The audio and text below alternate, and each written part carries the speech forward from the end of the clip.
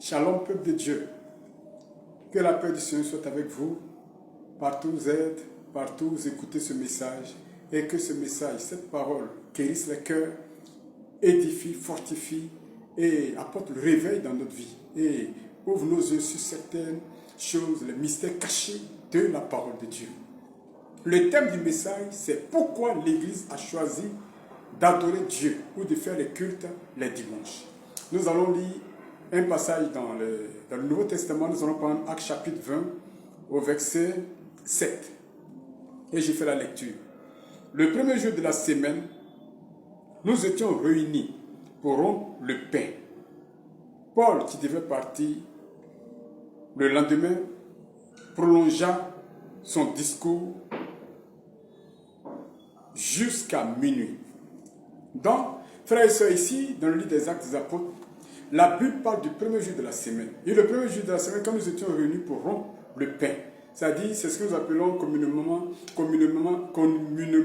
la Sainte Seine ou la communion.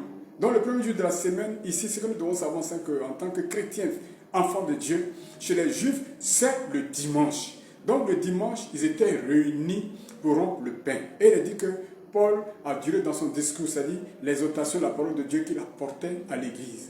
Donc, ici, nous devons retenir le premier jour de la semaine. Nous allons prendre la Bible encore dans 1 Corinthiens chapitre 16 au verset 2.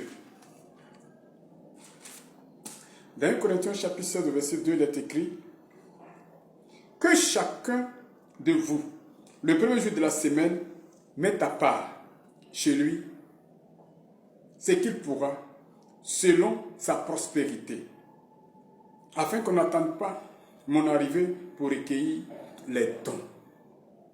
Et quand je serai venu, j'enverrai des lettres pour porter vos libéralités à Jérusalem.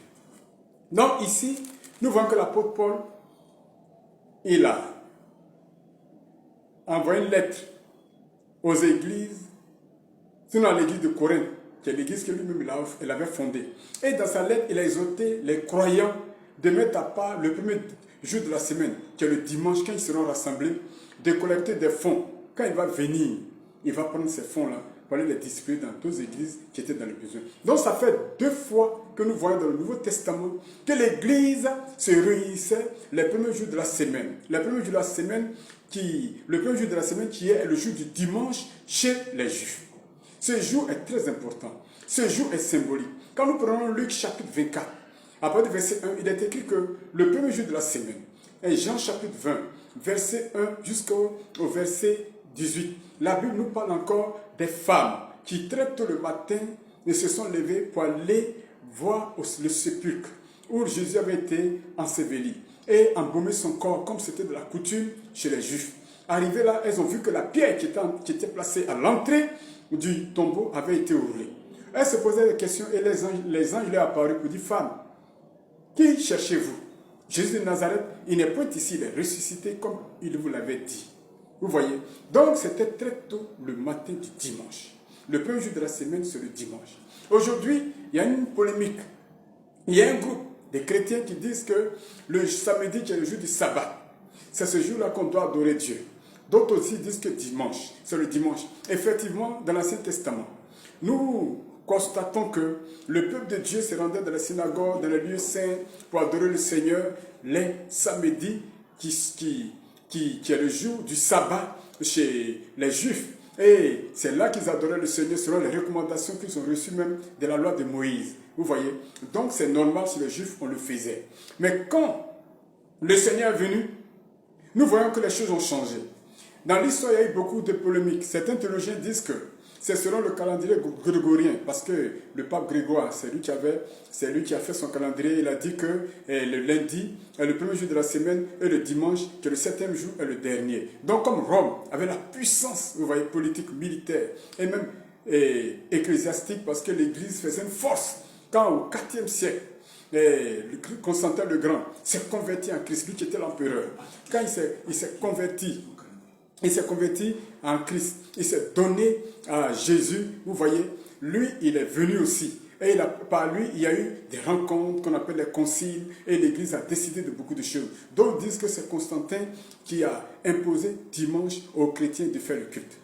Mais ce qu'on doit savoir, avant que Constantin ne décrète dimanche comme jour férié, déjà dans l'Église primitive, dans l'Ancien Testament, on a vu que les chrétiens se rencontraient le premier jour de la semaine, qui est le dimanche.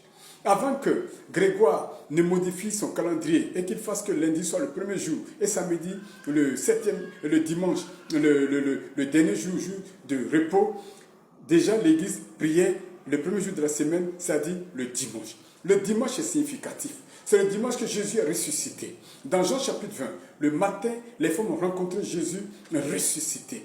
Et elles sont allées annoncer la bonne nouvelle. Le soir, quand les disciples étaient réunis dans un certain endroit, dans un endroit caché, ils étaient en train de prier Dieu dans le secret parce qu'ils avaient peur des Juifs qui les persécutaient, etc., etc. Le Seigneur leur est apparu pendant que la porte était fermée. C'était le dimanche soir. Donc le dimanche a été gravé comme un jour spécial. C'est le jour de la résurrection du Fils de Dieu. C'est le jour où Jésus a vaincu la mort. C'est le jour où Jésus qui est venu donner sa vie en sacrifice pour la croix pour sauver les hommes.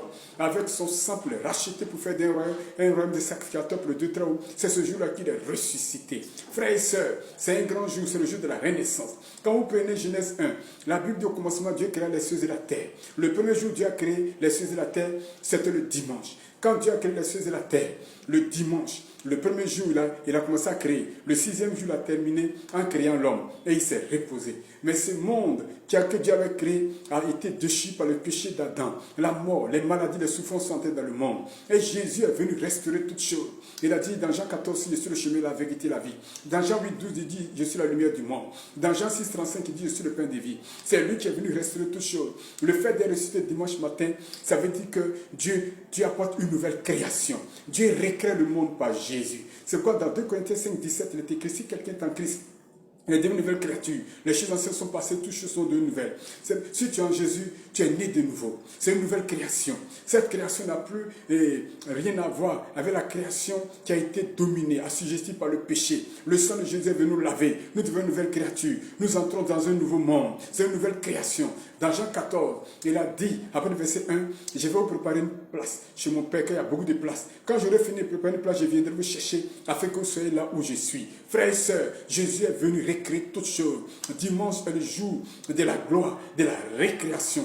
C'est ce jour qu'il est ressuscité. C'est pourquoi ce jour-là, les apôtres, les chrétiens de l'Église primitive ont commencé à adorer Dieu. Quand Constantin est venu et qu'il s'est converti, puisqu'il y avait l'autorité militaire, il était établi sur toutes les nations, il avait autorité sur toutes les nations.